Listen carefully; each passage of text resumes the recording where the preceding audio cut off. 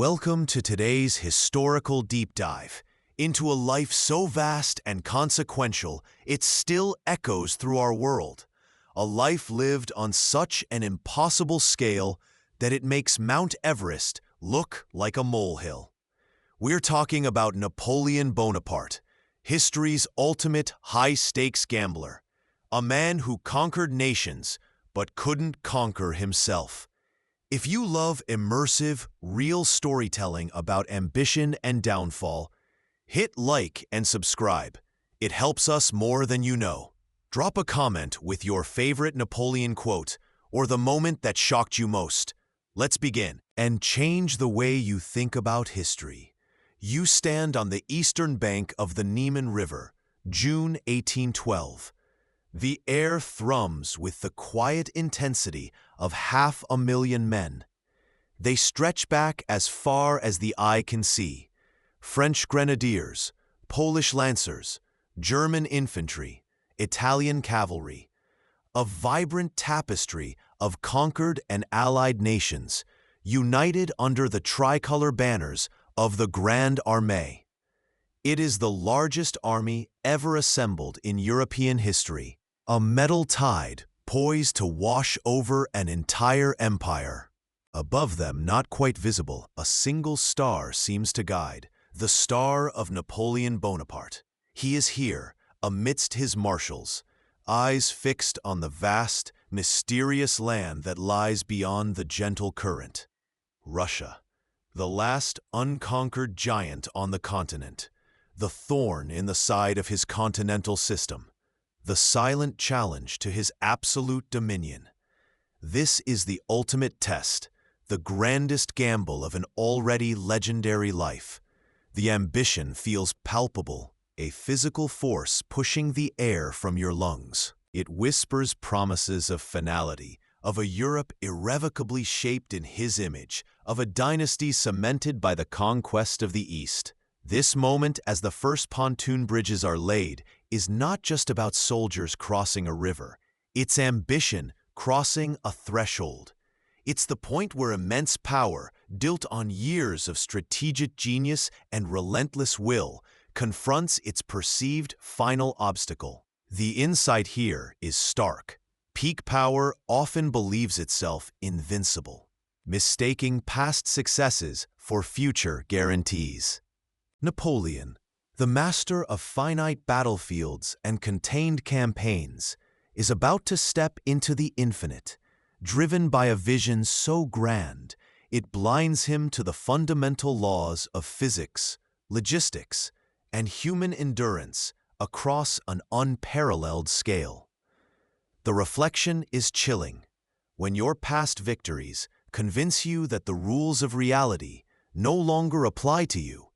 You are already on the path to a different kind of inevitable end.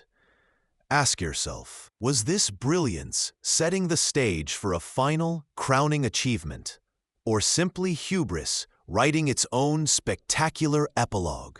You are marching, not on a road lined with cheering crowds or towards a clearly defined enemy line, but into an endless green ocean. The year is 1812. And you command the largest army Europe has ever seen, the Grande Armée, 500,000 strong, pushing eastward into the heart of Russia. This was meant to be swift, decisive, a campaign ending in weeks with a grand, climactic battle where the Tsar's forces would be shattered, leaving Russia prostrate. But the promised battle never materializes. The enemy retreats, always just out of reach, leaving behind not fortifications but scorched earth. Villages burn, crops are destroyed, wells poisoned. They offer no ground to fight on, only ashes and dust where you expected supplies. The landscape itself becomes the adversary. The sheer, terrifying scale of Russia begins to swallow units whole. What looked like a strategic chessboard on the map reveals itself as a boundless void under the summer sun.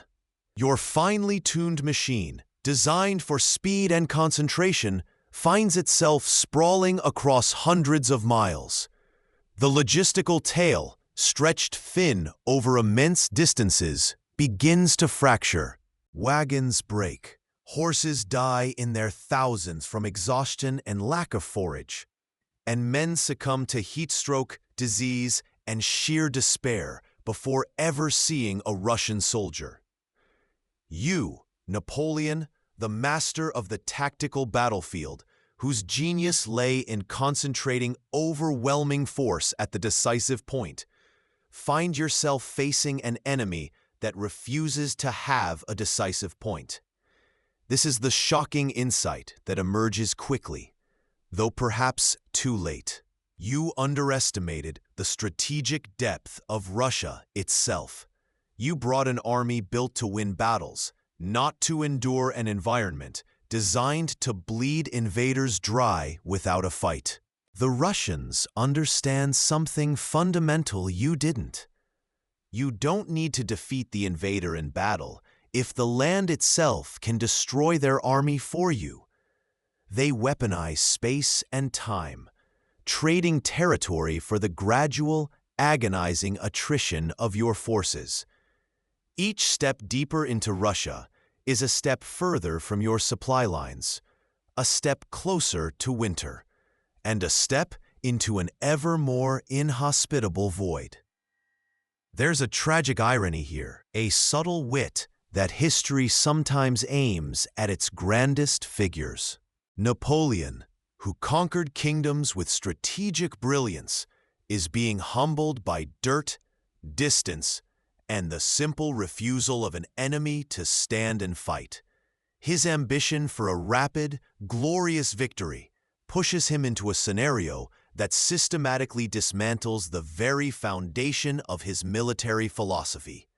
The cause-effect is brutally clear. Your reliance on decisive battles and living off the land works beautifully in densely populated, fertile Europe. Applied to the sparse, scorched vastness of Russia, it becomes a death sentence for the Grande Armée. This march into the void is a potent, sobering reminder. True leadership requires not just brilliance in confrontation, the ability to outthink and outmaneuver an opposing force, but a profound, almost humble respect for the often invisible forces that govern the theater of operations. Whether that theater is a frozen battlefield, a complex supply chain, or a volatile global market, sometimes your greatest adversary isn't an opponent with a flag, but the unyielding physics of reality. Distance, time, climate, the sheer, indifferent scale of the world. Ask yourself, staring out at the endless horizon alongside the emperor, was this the moment Napoleon's strategic genius failed, or the moment he encountered a strategy so alien to his experience he simply couldn't comprehend it until it was too late? What would you have done, standing in his boots, watching the Grande Armée dissolve not under cannon fire, but under the crushing weight of emptiness? You step into the cold morning of a Russian village. It should be a moment of triumph, or at least control. Instead, silence screams. The wells are poisoned, foul water reflecting a sky heavy with smoke. Barns, meant to feed your advancing troops, are smoldering husks. Fields, painstakingly cultivated, lie scorched and black, offering nothing but ash to the wind. You see them, a few peasants, gaunt, with eyes that hold not fear, but a cold, unsettling defiance. They don't flee in terror. They simply stare for a long, unnerving moment, then melt back into the dark, ancient forests, swallowed by the land itself. This isn't the surrender you envisioned, the laying down of arms after a crushing defeat on an open field. This is a different kind of resistance, grim, passive, weaponizing emptiness. It starves your army one wagon at a time, denies forage one burnt field at a time, exhausts men one endless, unsupplied march at a time. The grand strategic goal, forcing the Tsar into a decisive battle that would shatter his forces and bring him to terms, becomes a cruel treadmill to exhaustion. You are chasing a ghost across a burning stage, and the deeper you march into this vastness, the faster your strength drains away. Here lies a critical leadership insight, sharp as Russian ice. You failed to grasp the psychological dimension of the Russian defense. Your military logic, honed by decades of fighting European professional armies for territory, for cities, for strategic points on a map, was useless against an enemy whose primary, devastating weapon was their own desolation. They were willing to sacrifice everything you came to take, just to deny it to you. It's tragic irony. The conqueror is being defeated by nothing. Consider this: success isn't merely about the brilliant execution of your plan. It's fundamentally about understanding and adapting to the unforeseen, often deeply irrational, reactions of those you oppose. Stubborn adherence to a flawed initial premise, no matter how grand the strategy or how brilliant the planner, is not destiny. It's a recipe for disaster. What good is a master key when the enemy burns the door and melts the lock? Ask yourself, facing this terrible, empty landscape, how would your strategy change? Or would you, like Napoleon, press onward, convinced that sheer will could overcome this formless, devastating foe? The snow falls relentlessly now, a soft, white shroud beginning to bury the mistakes made under summer sun. You are no longer witnessing grand maneuvers across sun-drenched plains. Instead, you find yourself on a road, one of countless arteries meant to feed the monstrous body of the Grande Armée. But these veins are collapsing. The scene before you is one of slow, grinding decay. Wagons lie overturned, wheels shattered on frozen ruts. Dead horses litter the roadside, their ribs stark against the white landscape, pecked at by scavenging birds. They are not victims of battle, but of exhaustion and starvation, the silent, unheroic killers. Soldiers straggle, their formations dissolved into desperate knots of men, their uniforms once vibrant symbols of imperial might, now tattered rags against the bitter cold. Hunger hollows their cheeks, dulls their eyes. Discipline, the very bedrock of Napoleon's power, erodes with each empty stomach. You watch as men break ranks, trading potential salvation for the desperate search for a frozen potato in a plundered field. This is not the triumphant march of conquerors. It is the painful unraveling of an organism starving itself from within. The brutal truth becomes starkly clear here, a truth often overlooked in the romanticized narratives of military genius. Even the most formidable force on earth is ultimately limited by its capacity to sustain itself.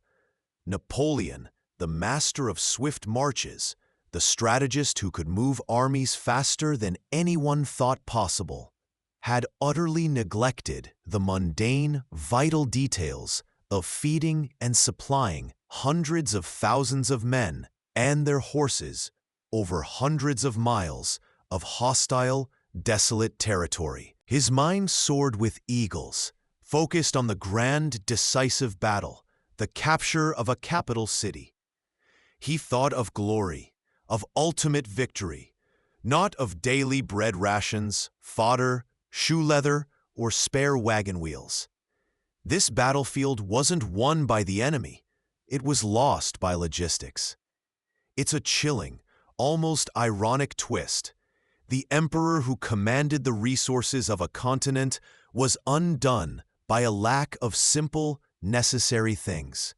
Neglect the basics. Ignore the tedious infrastructure that supports the grand vision, and the entire structure becomes brittle, destined to shatter under pressure.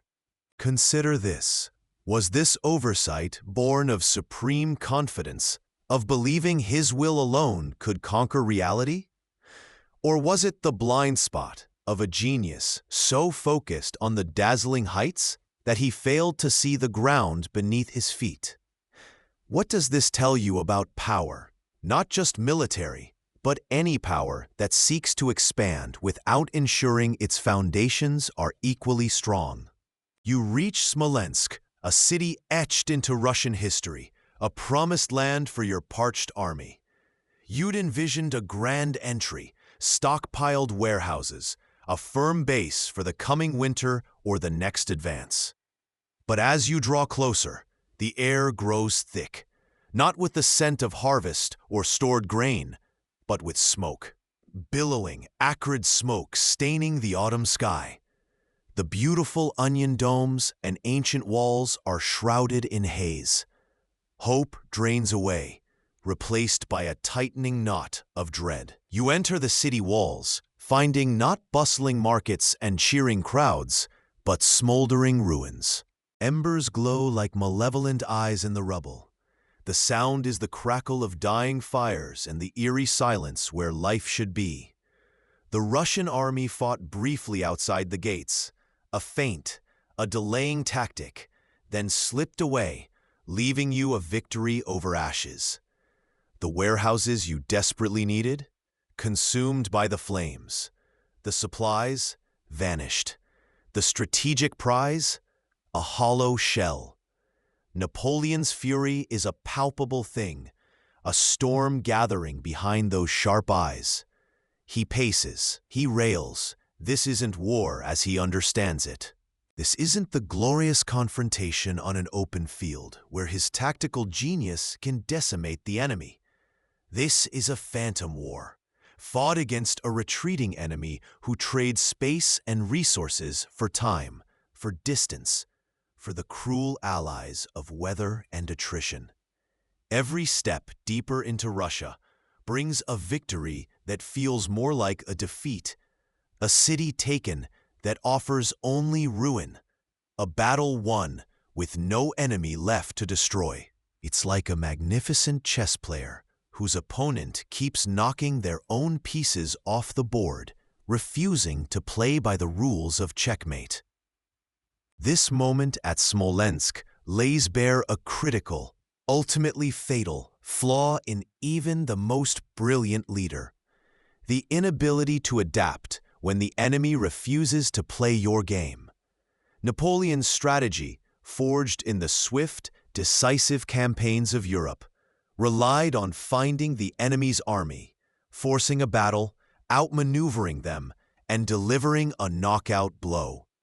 His entire military machine was built for speed and confrontation. But the Russians denied him this fundamental premise. They understood that Napoleon's strength became his weakness the deeper he was drawn into their vast, empty land. They wouldn't fight him on his terms. Ask yourself, is your greatest strength also your greatest vulnerability if you cannot deploy it? If your strategy is perfectly designed for one scenario, what happens when reality presents another?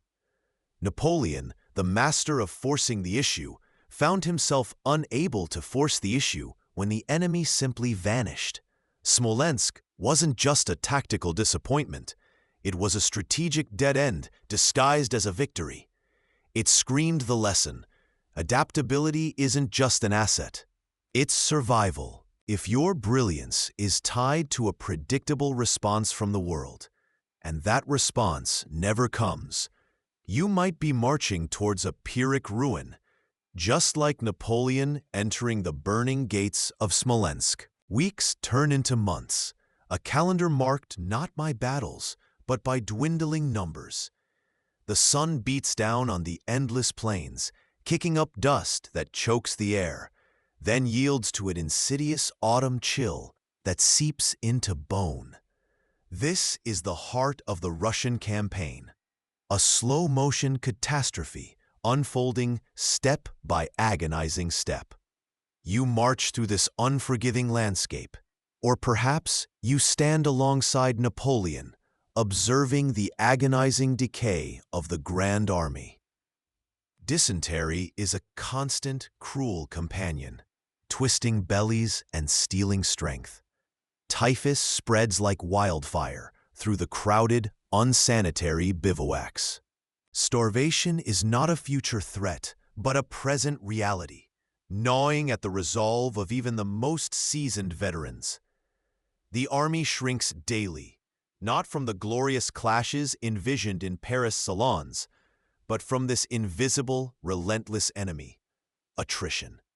Men desert, driven mad by hunger and despair, or simply collapse by the roadside, too weak to go on, left for dead where they fall.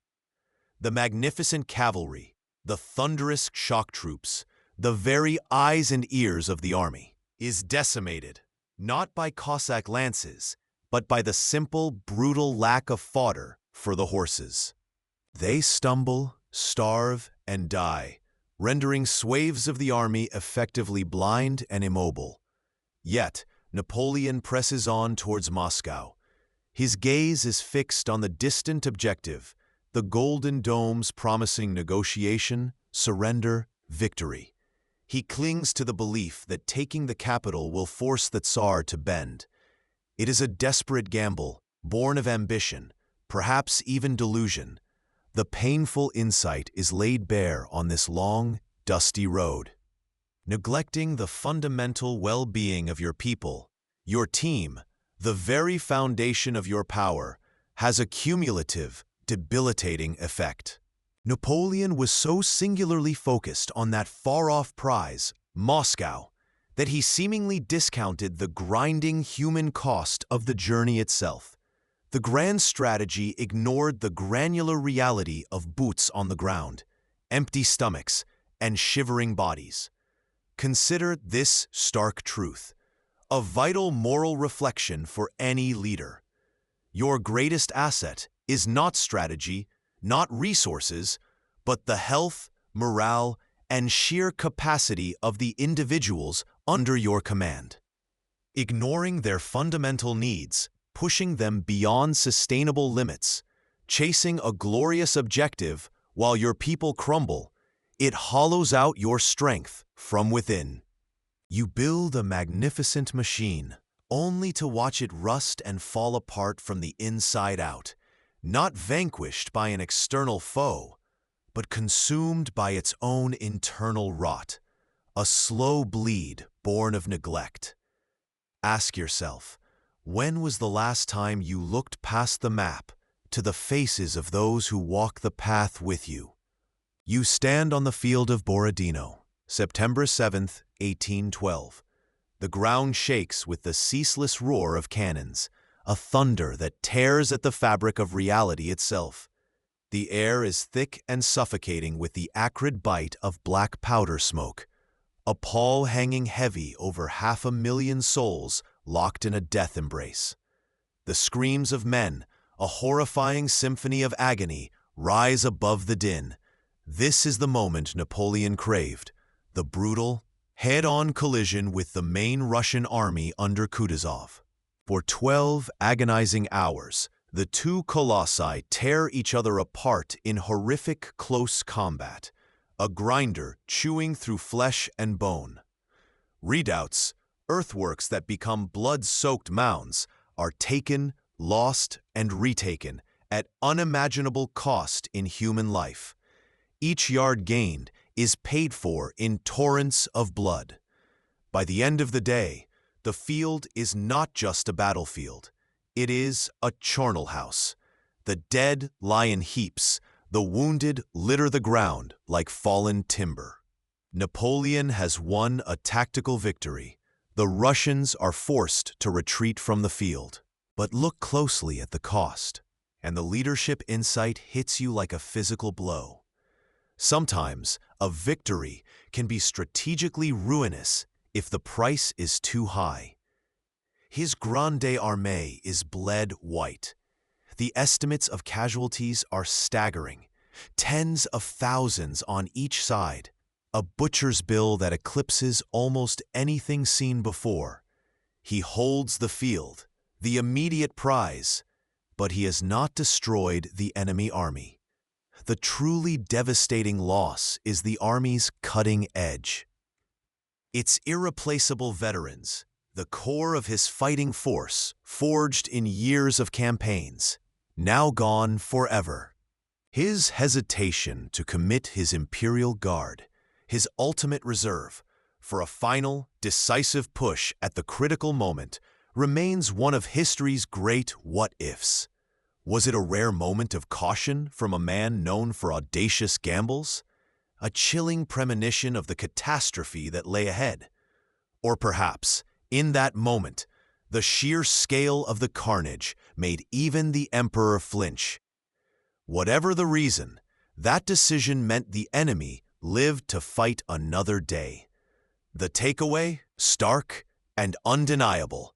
Evaluate the true cost of your wins. A success that devastates your core resources, that depletes the very capacity for future action, may in fact be the most dangerous kind of failure. You stand amidst the wreckage of Borodino, and you must ask yourself, what victory is worth losing everything? What would you have sacrificed or held back in that moment of blood-soaked decision? You march through the gates of Moscow, not with the expected fanfare, the crowds bowing, the messengers of surrender rushing forward.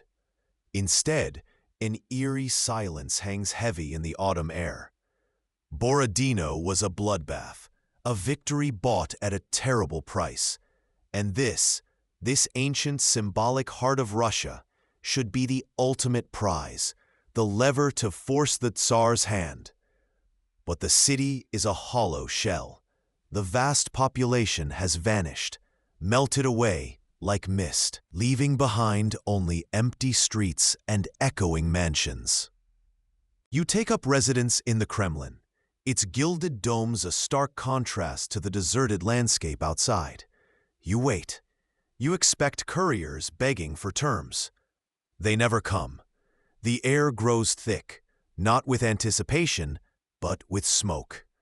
A small fire breaks out, then another, then dozens, scattered across the city like malicious sparks. Within days, the prize is an inferno.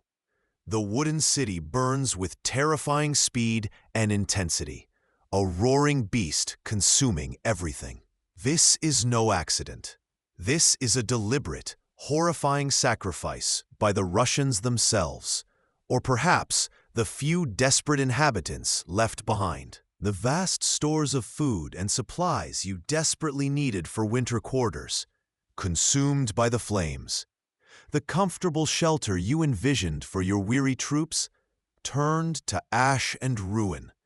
The victory of taking Moscow is brutally exposed as strategically worthless. It wasn't a prize. It was a trap. You pursued the symbol, the capital city, believing its capture would inevitably lead to submission. You fundamentally misjudged the Tsar Alexander's unwavering resolve and the Russian people's terrifying willingness to sacrifice everything, even their sacred city, to deny you triumph.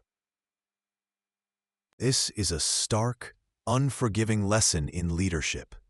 Fixating on a perceived symbolic goal, a capital or a flagship project, can blind you to its actual strategic value. That value isn't inherent.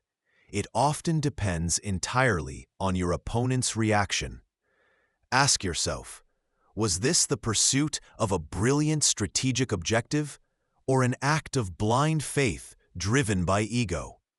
What would you have done, standing amidst the ashes of your victory, realizing the depth of your miscalculation? Leaders must constantly question the actual value of their goals. Be prepared for the devastating possibility that achieving a perceived prize yields nothing of substance. and potentially costs you everything.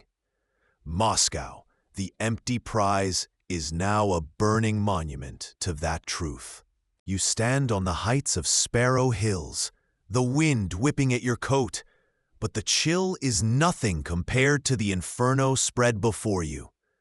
Moscow, the ancient capital, the gleaming prize, is not merely captured, it is consuming itself. Flames leap from gilded domes, smoke billows in monstrous columns, a wall of fire visible for miles, painting the twilight sky in hues of terrifying orange and black. This isn't the triumphant entry envisioned. It is a spectacle of self-immolation on a scale you, Napoleon, have never witnessed. You expected keys, surrender, negotiations, the levers of power handed over. You anticipated quartering your army in this vast city, finding supplies, establishing a winter base to dictate terms. Instead, the Russians offered ashes. They retreated, yes, but they left behind agents, or perhaps simply desperate citizens driven to unthinkable acts, who set fire to their sacred hearth. The great city, the heart of Russia in a symbolic sense, is ripped out and set ablaze by its own people rather than become a comfortable cage for the conqueror. This single sight, this strategic catastrophe veiled in apocalyptic beauty, screams a truth that slices through your carefully constructed world order. Your enemy operates by rules you do not understand. The European framework of conquest, where cities are assets to be captured and leveraged, where armies fight, but populations and capitals are largely spared deliberate destruction on this scale, is alien to this land. The Russians' willingness to sacrifice their most revered city reveals a depth of defiance, a limit of potential sacrifice that lies far beyond anything you comprehend within your tactical and political calculus. You, the master strategist, the chess player who sees 10 moves ahead, find the board itself has been overturned and set on fire. Forced to evacuate the Kremlin temporarily as the flames engulf it, the reality bites deep. There are no supplies here, only charred ruins. There is no political leverage, only a burning symbol of unbroken will. There is no comfortable winter quarter, only a vast, hostile wilderness stretching endlessly under a darkening sky. Now even more intimidating, without the promise of Moscow's shelter, every strategic hope tied to the capture of this city turns to smoke before your eyes. This is not merely a setback, it is an intellectual failure.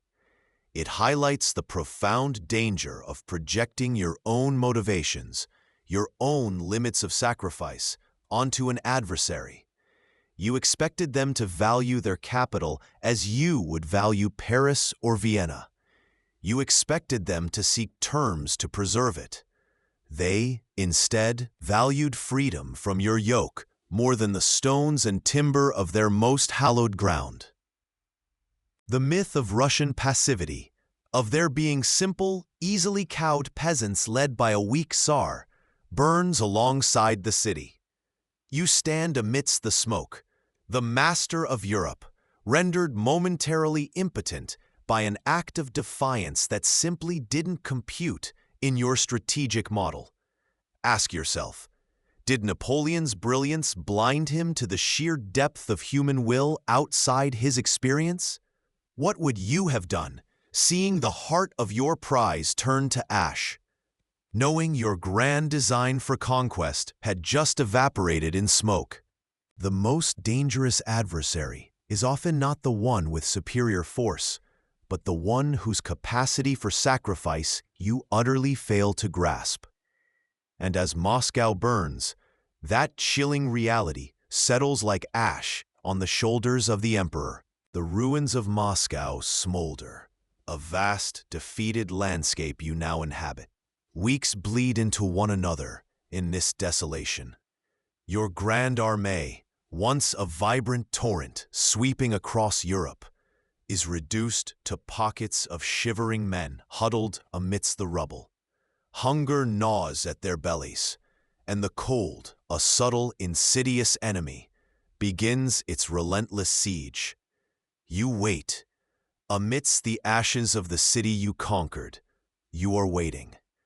Messengers ride out, bearing feelers for peace talks, propositions for a Tsar who remains stubbornly silent. You sit in the Kremlin, a fortress within a graveyard, and find yourself strangely paralyzed. The strategic chessboard is clear. The Tsar will not yield. The city is burning. The winter is coming. Yet you seem unable, unwilling, to accept that the grand gamble has failed. It's a chilling sight. Napoleon Bonaparte, the architect of lightning campaigns, the master of decisive action, now a prisoner of his own hope and pride. You cling to the belief that your sheer presence, the monumental fact of holding Moscow, will bend Tsar Alexander to your will. It's an illusion of control, potent and blinding, forged from years of effortless victories and unshakable self-belief. Your past success, your very ego, acts like a thick fog, obscuring the harsh, unpleasant truths unfolding outside your temporary sanctuary. This paralysis isn't indecision in the traditional sense. It's a profound unwillingness to pivot, to admit that the narrative of inevitable victory has fractured. You, who always seize the initiative, are now reacting to a silence, waiting for an enemy to make your failure palatable. Precious days, then weeks, are wasted. Each sunrise brings colder air, dwindling supplies, and the growing certainty that the Russian winter, the true, implacable general of this land, is sharpening its claws, preparing for an assault that will dwarf any human army. Here lies the damning insight, a reflection that transcends empires and centuries. Ego and past success can create a dangerous illusion of control, preventing a leader from facing unpleasant truths and making necessary, albeit difficult, decisions. The longer you delay accepting a failure because it contradicts your self-image or grand narrative, the more catastrophic its consequences will become. You conquered Moscow. Yes, but perhaps you were defeated the moment you allowed pride to delay your necessary retreat. Ask yourself, standing in Napoleon's boots in that cold, waiting Kremlin, what would you have done? Could you have swallowed the bitter pill of retreat sooner? Or would the sheer weight of your own legend have held you captive too? Humility before reality is often the most vital strategic asset. It's a lesson bought dearly in the freezing wastes outside Moscow. Finally, in mid-October, the order is given: retreat. It hangs in the air, heavy with the unspoken admission of failure, a word almost foreign to Napoleon's vocabulary. The Grand Army, once a dazzling river of men flowing east, now attempts to reverse course, but the timing is catastrophic. You stand among the weary soldiers, the crisp autumn air already biting, a stark contrast to the hazy summer dreams of conquest. The glorious march east becomes a grim, desperate slog west. The initial hope is to turn south, to bypass the ravaged route of advance, and find untouched land, villages still holding supplies, a kinder path through the coming winter. This is the strategic gambit, the last throw of the dice for a relatively orderly withdrawal. But the ghosts of past battles and resurgent Russian will block the way. At Maloyaroslavets, the Russian army, under the shrewd Kutuzov, blocks the southern road. What ensues is another brutal, costly, and ultimately indecisive fight. The streets run red again, bodies pile high, but the path remains closed. It's a tactical stalemate that becomes a profound strategic defeat.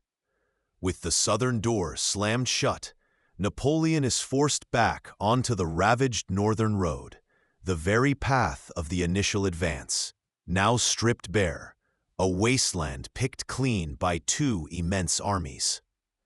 Every step westward is a haunting echo of the outward march, but in reverse, the land offering nothing but frozen mud and the skeletal remains of deserted camps. Then the weather turns savage, as if the land itself rebels against the retreating invaders. Snow begins to fall. Not a gentle dusting, but an insistent swirling white shroud that steals warmth and visibility. Temperatures plummet with brutal speed. The strategic insight, the bitter truth of the campaign's fatal flaw, hits not with a slow dawning, but like a physical blow, a frostbite to the mind. The delayed decisions in the face of a changing, hostile environment multiply the cost exponentially. The 6 weeks wasted waiting in Moscow, clinging to the hope of a Russian surrender that never came. The precious autumn days frittered away. This inaction transformed a difficult retreat, possibly manageable with foresight, into a potential catastrophe of unimaginable scale. The moral reflection is stark, etched into the frozen faces of the retreating soldiers. Ignoring warning signs, the subtle tremors of doubt, the increasing difficulty of foraging, the dwindling supplies, the hardening Russian resolve, and delaying the inevitable reckoning of a failed invasion doesn't make the problem disappear. It simply gives it time to fester and grow, like a malignant force, into an insurmountable obstacle. Sometimes, the narrative whispers from the snow-laden pines.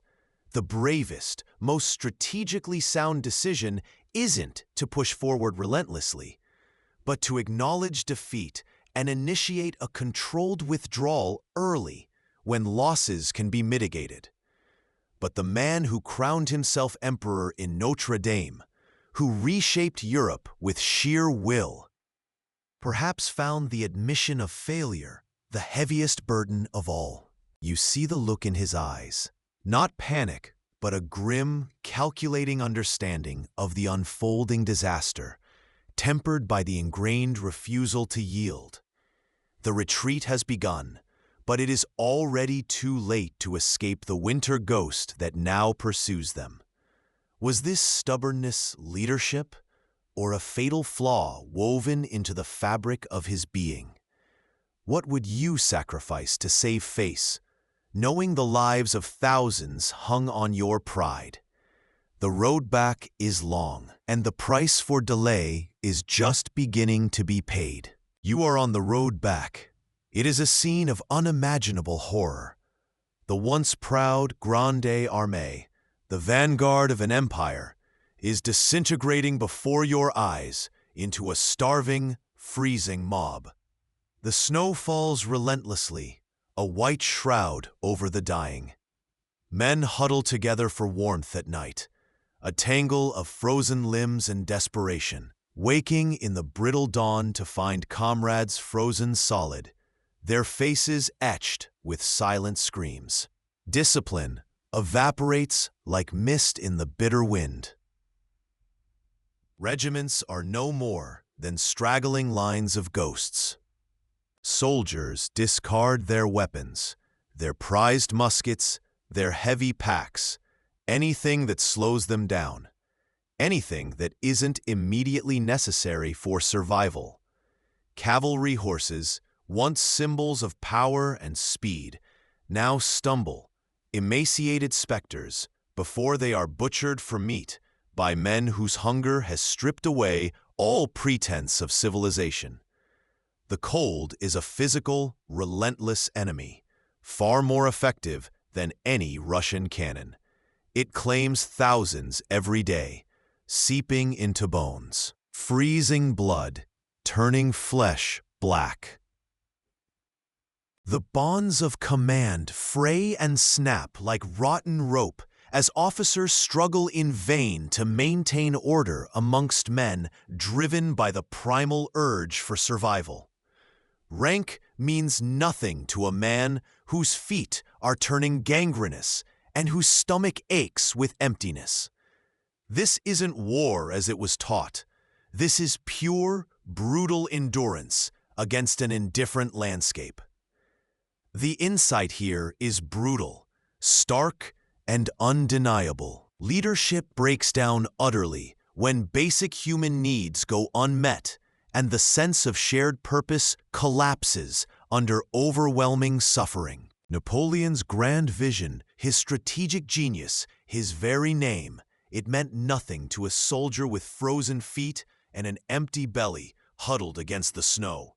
The abstract goals of empire and glory were rendered meaningless by the immediate, crushing reality of cold and starvation. This is the horrifying inversion of power. The mightiest army in Europe, reduced to individuals fighting only for their next breath. What would you have done, watching your life's work dissolve in the snow, faced with the chilling truth that you prioritized strategy over survival? The reflection: true leadership isn't just about inspiring people towards a distant, grand goal. It is fundamentally about ensuring their fundamental capacity to endure the journey, safeguarding their well-being, their basic humanity. Neglect the human element, dismiss the physical realities of your followers, and even the most powerful collective will shatter under pressure, leaving only a trail of frozen corpses in its wake. You reach the Berezina River in late November. The sky hangs low and gray, the air biting. Before you is not a solution, but another obstacle, a half-frozen river, treacherous and wide. Behind you, the pursuing Russian armies are closing the net. This isn't a strategic retreat anymore. It's a desperate scramble for survival, and the Berezina is the final test. There are no proper bridges, only the skeletal frameworks being hastily erected by the engineers, the pontooniers, miracles of discipline in a sea of despair. These men work submerged in the near-freezing water, fighting ice flows and exhaustion, embodying a loyalty that is quickly vanishing from the rest of the Grande Armée. They are building hope, plank by agonizing plank, across the abyss.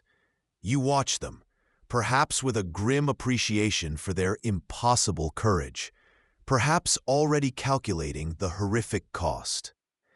As the first fragile structures span the icy current, the dam of fear and desperation breaks. Thousands, no, tens of thousands, converge on the narrow passages. The scene is pure, unadulterated chaos. It is not soldiers crossing, but simply human beings fighting for life. The bonds of rank, unit, even camaraderie dissolve. It is every man for himself. The weak are pushed aside, the fallen trampled, the injured ignored. You see faces contorted by terror, hands clawing for purchase on the wet, unstable wood. The bridges groan, then crack under the impossible load. People stumble, lose their footing, and vanish into the black, icy water below. Their cries are brief, quickly silenced by the cold grip of the river. Others are crushed against the bridge railings, flattened by the sheer, unthinking press of the crowd behind them. Wagons overturn, shedding their precious cargo of dwindling supplies, or worse, the remnants of the army's dwindling artillery and baggage train, into the river, adding to the macabre spectacle. It is a meat grinder stretched across a waterway. This is the raw, visceral consequence of pushing people beyond their breaking point. Strategy is dead. Order is dead. All that remains is the primal drive to survive the next minute, the next hour. The soldiers aren't fighting the enemy in a formation. They are fighting each other for space on a bridge. This horrifying scene is a stark, bloody counterpoint to the disciplined maneuvers of Austerlitz, the calculated risks of Jena. It reveals a fundamental truth of leadership. There is a point where the human spirit simply shatters, where the mind can only focus on the immediate threat to one's own existence. While the engineers and a few disciplined units like the Guard manage to hold the line and facilitate the crossing for a precious few, the image, seared into history, is one of utter disintegration. The Berezina becomes synonymous not just with disaster, but with the abandonment of all that makes an army, an organization, a team. It's a chilling irony that the very drive for survival, so essential to a soldier, here becomes the force that obliterates the army as a cohesive unit. You cross the river, leaving behind a scene of unparalleled horror, a tangle of corpses, shattered equipment, and broken dreams, freezing on the banks and in the water. The army, as a fighting force capable of offensive action, ceases to exist here. It is a collection of survivors, ragged, traumatized, and heading into the brutal void of the Russian winter. This moment encapsulates the final, devastating truth of your grand Russian gamble. Sheer will and occasional pockets of incredible heroism cannot overcome accumulated strategic failure, logistical collapse, and the brutal reality of the environment. The crossing is achieved, yes, but at a horrific, unacceptable cost in lives and materiel. What would you have done, standing on that frozen bank, watching your Grande Armée consume itself in a desperate frenzy to cross a river? Was this horrific scene the inevitable price of your ambition, or a failure to understand the resilience and the breaking point of the very men you led? The insight is brutal, simple, and etched in ice, pushing people repeatedly to the brink of collapse, physically or emotionally, risks a complete breakdown where survival becomes the only objective, overriding all strategy and order. The moral takeaway is perhaps the most profound of the entire campaign. Understand the breaking point. A leader who repeatedly pushes their team to the brink of collapse, physically or emotionally, will eventually find they have no team left to lead. The Berezina wasn't just a river crossing. It was a mass drowning of organizational trust and human endurance. The bitter wind whips snow across the desolate landscape. You stand on the frozen ground, one of the few thousand ghosts remaining from an army that numbered 500,000 just months ago. The retreat has become a death march, a brutal, unending testament to the futility of ambition in the face of Russia's unforgiving winter. Around you, men huddle by dying fires, their faces gaunt, their hope extinguished like embers in the snow. Then, a quiet movement. Not a grand procession, but a stealthy departure. Napoleon, the emperor, your emperor, makes a choice that feels less like strategy and more like escape. In early December, leaving the shattered remnants of the Grande Armée to the command of his brother-in-law, Murat, a man known more for cavalry charges than logistical nightmares, he prepares to leave the charnel house he created. Not openly, with a rallying cry or a shared hardship, but secretly, by sleigh with a handful of trusted companions. He slips away under the cloak of night and biting wind. The official reason is delivered later, a calculated justification. He must return to Paris to raise a new army, to defend the empire against enemies gathering like vultures, and, crucially, to suppress a bizarre coup attempt, the Mallet conspiracy, that briefly suggested his reign was more fragile than anyone imagined back home. From the perspective of the empire, teetering on the brink, it's a strategically necessary gamble. The heart of France needs its emperor to rally its strength. But to the soldiers you see freezing, starving, and dying on the merciless road, it feels like one thing: abandonment. The architect of their glory, who promised feasts and victories, is leaving them in the wreckage of his grand design. He departs the scene of his greatest failure, the frozen mirror, reflecting his limits, to deal with the messy political consequences far away in gilded drawing rooms. It's a moment of profound, almost unbearable irony. The man who built his throne on the backs of these soldiers now leaves them to die to save that very throne. This decision is a complex, chilling lesson in leadership. It highlights the agonizing choices leaders face between competing, desperate priorities: the survival of the vast system they command versus the immediate, agonizing needs of the individuals suffering on the ground. From a detached, map-staring viewpoint, leaving to rebuild is rational, perhaps even essential for the long game. But the way it is done, the quiet, incognito slip away, speaks volumes. Leaving in secret, while perhaps efficient for swift travel, feels less like a strategic redeployment and more like desertion to those left behind. It severs the fragile bond of trust and shared destiny. Effective leadership, history whispers here, isn't just about cold, rational calculation or the grand chessboard of nations. It is profoundly, perhaps primarily, about the perceived fairness, the shared sacrifice, and the palpable commitment shown to the people you lead, especially when disaster strikes. What would you have done, standing in his boots? Stay and perish with the loyal few, or leave to save the whole at the cost of their trust? This echo of abandonment, this deep wound inflicted by his departure, would haunt the loyalty of his remaining veterans, a silent frostbite on the soul of his grand army.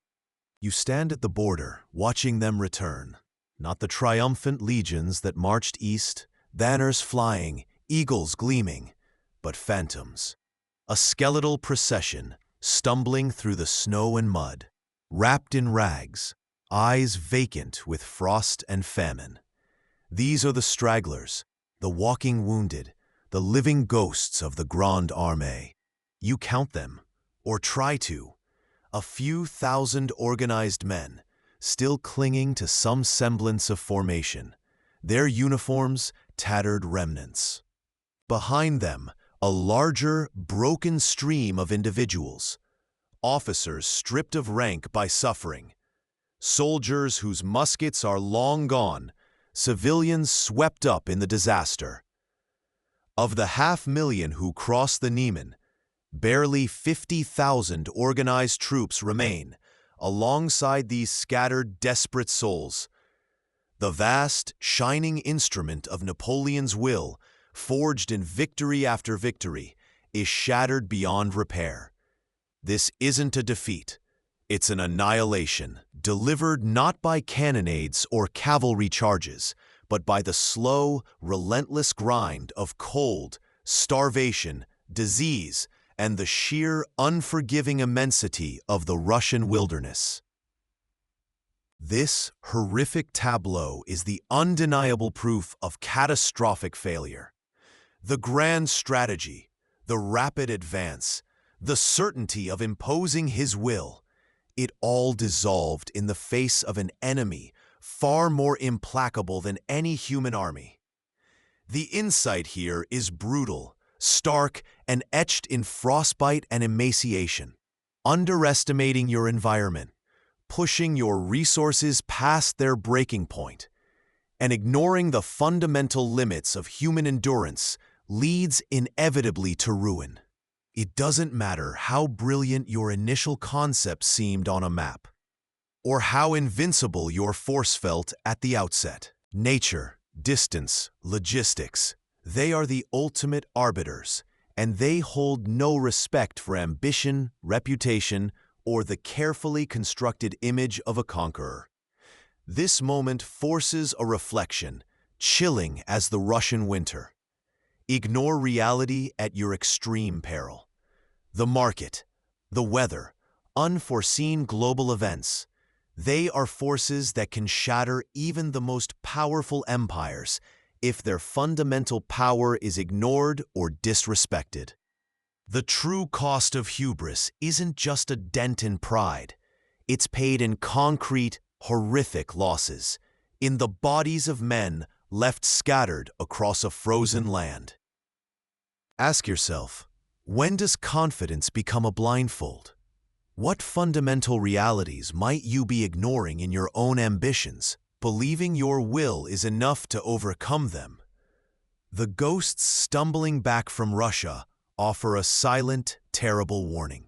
The cold wind, biting at the tattered rags of 100,000 soldiers, carries whispers. From the frozen wasteland of Russia, news of the disaster spreads like wildfire across Europe, distorted by distance and disbelief. Paris initially clings to optimistic reports, refusing to believe the Grande Armée, your army, could suffer such a fate. How could the man who redrew the map of the continent, the architect of Tilsit and Wagram, be brought low by snow and distance? They whisper it's an exaggeration, a temporary setback. But then they start coming back. Skeletal figures, wrapped in bloody bandages and stolen furs. They limp back across the border, ghosts of a once proud force. Their hollow eyes tell a story no official bulletin can contradict. The truth, raw and undeniable, arrives on frostbitten feet. With each emaciated survivor that stumbles onto German soil, the myth of Napoleon's invincibility bleeds away. The grand statue of your power, erected over years of dazzling victories, begins to show undeniable cracks. Subject nations, long chafing under the weight of French dominance, feel a tremor of hope. Wary rivals, previously intimidated into submission or alliance, see their opportunity. Prussia, a kingdom you had humiliated and dismembered, makes the stunning decision to defect, signing a treaty with Russia. Austria, your father-in-law's empire, becomes increasingly hostile, shifting from reluctant ally to potential foe. Other states across Germany and Italy begin to stir, feeling the chains loosen. The political landscape, carefully sculpted by your will, is shifting dramatically, not in subtle movements, but in violent tectonic lurches. This invasion of Russia wasn't just a military defeat measured in casualties and lost cannons. It was a political earthquake. It wasn't the battles in Russia that truly doomed you. It was the battles lost because of Russia, the battle for perception, the battle for control over your image. A leader's power you now see laid bare is often deeply intertwined with their perceived infallibility. For years, your victories built an aura of invincibility that cowed opponents and cemented loyalty. But a single, undeniable failure, laid bare for all the world to see, can shatter that myth instantly. Once that illusion is broken, the very foundation of your authority begins to crumble, as rivals and dissenters, previously paralyzed by fear, feel empowered to challenge you. It wasn't just courage they lacked before, but belief in your potential for defeat. Consider this: maintaining vast influence and absolute control requires not just overwhelming strength, but the careful, tireless management of perception and reputation. That carefully constructed dominance, built over a decade of relentless campaigns, could not withstand the visual evidence of disaster. A single, monumental failure opened the floodgates for the opposition you had previously held firmly at bay through force and, crucially, through fear of your unstoppable power. The retreat wasn't just the end of an army. It was the beginning of the end of an empire, because it was the end of a myth. You look back at the frozen plains, the shattered bridges, the countless unmarked graves stretching from the Neman to Moscow and back. The Russian campaign of 1812 stands as a monument to the perilous peak of ambition, the moment when the pursuit of total dominance collided head-on with the unforgiving forces of reality, hubris, and logistical limits. Napoleon, who had mastered the old rules of warfare, failed to grasp that in Russia, the land and the climate were the primary combatants, and his conventional might was useless against an enemy who refused to fight on his terms. The timeless lesson is etched in the ice. Unchecked ambition, divorced from a sober assessment of constraints and consequences, inevitably leads to catastrophe. Power blinds, success intoxicates, and the belief in one's own destiny can tragically override basic common sense and respect for external forces. This wasn't just a military defeat, it was a moral and strategic bankruptcy born of overreach. It asks us to reflect on our own pursuits. Are we chasing symbolic prizes while neglecting the fundamental well-being of our army? Are we mistaking past success for future guarantees? Are we adapting when the terrain changes, or stubbornly marching down a road to ruin? Imagine if history repeated itself, not with armies, but with global economies, environmental crises, or technological races. What great empires of today might be marching into their own Russian winters?